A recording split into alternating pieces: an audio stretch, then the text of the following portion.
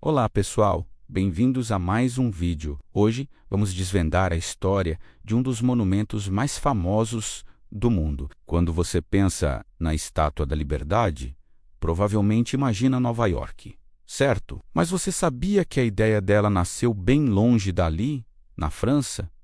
E quem teve essa ideia genial? Vamos descobrir juntos. Tudo começou com um homem chamado Edward de Laboulaye. Ele era um jurista, poeta e um grande admirador dos Estados Unidos. Em 1865, após o fim da Guerra Civil Americana, Laboulaye organizou um jantar em sua casa, perto de Versalhes. Durante a conversa, ele expressou seu profundo respeito pela vitória da União e pela abolição da escravatura. Foi nesse momento que ele lançou a semente da ideia: que tal a França e os Estados Unidos construírem juntos um monumento à independência americana? Para ele, isso celebraria não apenas a amizade entre as duas nações, mas também os ideais compartilhados de liberdade e democracia. A ideia era poderosa, mas ainda precisava de alguém para transformá-la em realidade. E é aí que entra nosso segundo personagem principal,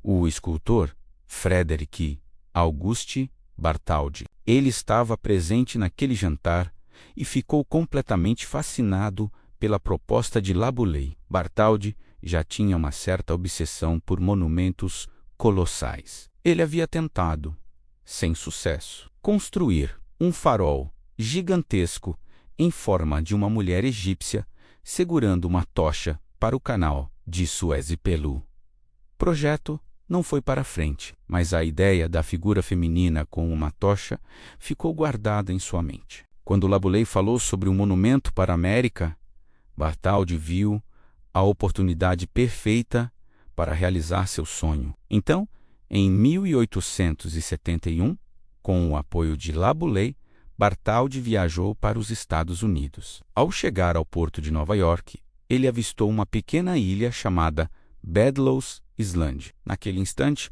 ele soube que aquele era o lugar ideal. Ele imaginou uma estátua colossal, uma deusa da liberdade, que saudaria todos os navios que chegassem à América. Ele viajou por todo o país, conheceu o presidente Ulysses S. Grant e promoveu a ideia com entusiasmo, construindo uma rede de apoio para o projeto monumental. Mas uma estátua daquele tamanho, com quase 46 metros de altura, não podia ser feita apenas de pedra ou bronze maciço. Ela desabaria sob o próprio peso. Era preciso um gênio da engenharia para criar uma estrutura interna que fosse forte, mas ao mesmo tempo leve e flexível, capaz de suportar os ventos fortes do porto de Nova York. E quem Bartholdi chamou para essa tarefa? Ninguém menos que Gustave Eiffel, o mesmo engenheiro que, anos depois, construiria a Torre Eiffel.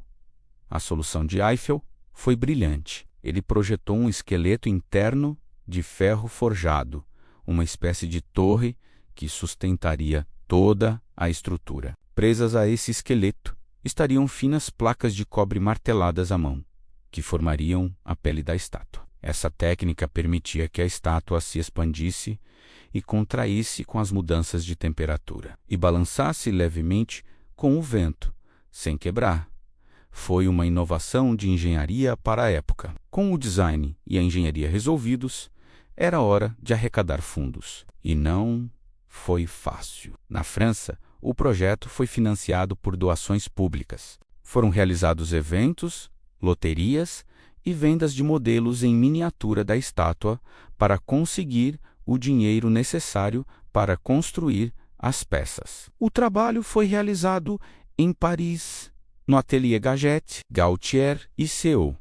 A mão segurando a tocha foi a primeira parte a ficar pronta e foi exibida na Exposição Universal da Filadélfia em 1876, para inspirar os americanos a doarem para a construção do pedestal. Do outro lado do Atlântico, a situação era ainda mais complicada. Os americanos precisavam financiar o pedestal, que custaria quase tanto quanto a própria estátua. A arrecadação de fundos ia muito devagar. Muitos americanos viam a estátua como um presente de Nova York para Nova York, e não como um símbolo nacional. Foi então que Joseph Pulitzer, o famoso editor de jornais, entrou em cena. Ele lançou uma campanha massiva em seu jornal, o New York World. Pulitzer prometeu publicar o nome de cada pessoa que doasse.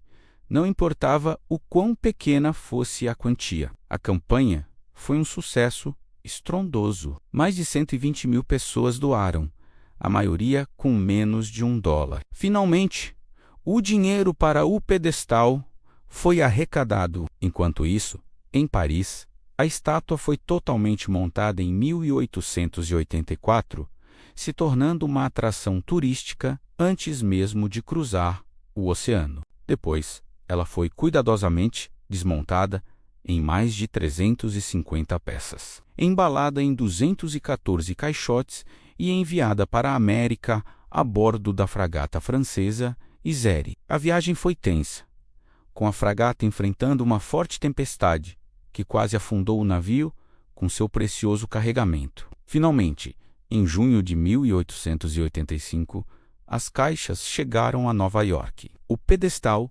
projetado pelo arquiteto americano Richard Morris Hunt, já estava pronto. Nos meses seguintes, equipes de trabalhadores, muitos deles imigrantes, trabalharam incansavelmente para montar a estátua peça por peça em seu novo lar na Ilha Bedloe. E então, no dia 28 de outubro de 1886, a Estátua da Liberdade foi oficialmente inaugurada. Uma grande cerimônia foi realizada com a presença do presidente Grover Cleveland. Foi um dia de celebração, com desfiles e fogos de artifício, marcando a união de dois povos e a celebração de um ideal. Mas a história não termina aí. Originalmente, a cor da estátua era de um cobre brilhante, como uma moeda de 1 centavo. Com o tempo, a exposição ao ar e à chuva causou uma reação química, a oxidação, que criou uma camada protetora verde-azulada, chamada pátina. Essa é a cor que conhecemos hoje. E o que a estátua simboliza? A coroa tem 7 pontas, representando os 7 continentes e os 7 mares do mundo. Em sua mão esquerda, ela segura uma tábua com a data da Declaração de Independência dos Estados Unidos, 4 de julho de 1776, escrita em algarismos romanos. Aos seus pés, há correntes quebradas, simbolizando o fim da opressão e da tirania. E a tocha, claro, representa a iluminação, o caminho para a liberdade. Então, quem inventou a Estátua da Liberdade? Não foi uma única pessoa. Foi a visão de Edouard de Laboulaye, a arte de Frédéric Auguste Bartholdi, a engenharia de Gustave Eiffel, a generosidade do povo francês e a campanha de Joseph Pulitzer, que mobilizou o povo americano. Foi um esforço conjunto, um verdadeiro presente de amizade que se transformou no símbolo universal da liberdade e da esperança, saudando milhões de imigrantes que chegaram à América em busca de uma vida nova. E essa é a incrível história por trás da Estátua da Liberdade. Um monumento que começou como um sonho em um jantar na França e se tornou um dos ícones mais reconhecidos do planeta. Espero que vocês tenham gostado de mergulhar nessa história comigo. Muito obrigado por assistir. Se você aprendeu algo novo hoje, não se esqueça de deixar o seu like, se inscrever no canal e ativar o sininho para não perder os próximos vídeos. Até a próxima!